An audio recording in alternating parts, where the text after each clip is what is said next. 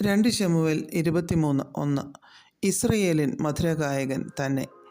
ദാവീദിനെ ഇസ്രയേലിൻ്റെ മധുരഗായകൻ എന്ന് അറിയപ്പെടുന്നു.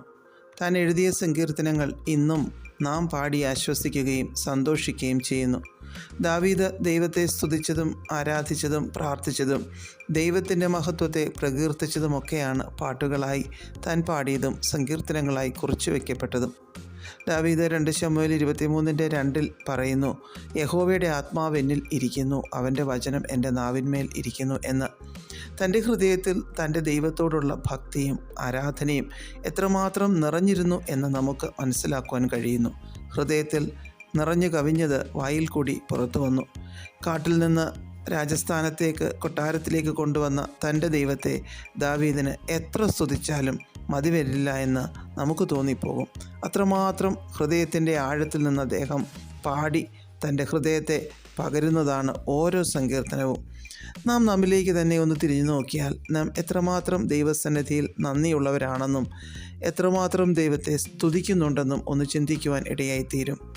നമ്മെ ദൈവം വിളിച്ചു വേർതിരിച്ച സമയം മുതൽ ഇന്ന് വരെ ദൈവം ചെയ്ത അത്ഭുതങ്ങളും വിടുതലുകളും ദൈവം നൽകിയ വിജയങ്ങളും ആശ്വാസങ്ങളുമൊക്കെ ഓർത്താൽ എത്രയോ സങ്കീർത്തനങ്ങൾ ദൈവത്തിൻ്റെ മുൻപിൽ പാടിത്തീർക്കേണ്ട സമയം കഴിഞ്ഞു. നമുക്കും ദൈവസന്നിധിയിൽ ഓരോ ദിവസവും ദൈവം പകരുന്ന പുത്തനഭിഷേകത്തിലും കൃപയിലും നിറഞ്ഞ് പാടുവാൻ സാധിക്കട്ടെ.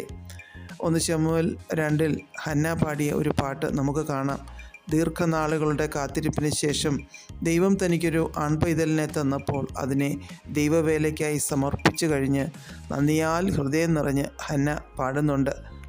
അസാധ്യങ്ങളെ സാധ്യമാക്കിയ ദൈവത്തെ പ്രകീർത്തിച്ച് കണ്ണുനീരിനെ തുടയ്ക്കുന്ന ദൈവത്തെ സ്തുതിച്ച് ഹന്ന പാടി. ലൂക്കോസ് 1 മറിയയും എലിസബത്തും തമ്മിൽ കണ്ടപ്പോൾ ദൈവം അവർക്ക് ചെയ്ത അത്ഭുത പ്രവൃത്തി കണ്ടപ്പോൾ രണ്ടുപേരും ദൈവത്തെ പുകഴ്ത്തി പാടി. ഇതൊക്കെ നമ്മുടെ മുൻപിൽ ദൈവം വരച്ച് കാട്ടുന്നത് നമ്മിൽ നിന്നും സ്തുതി സ്തോത്രങ്ങൾ സങ്കീർത്തനങ്ങൾ ഉയരുവാനാണ്.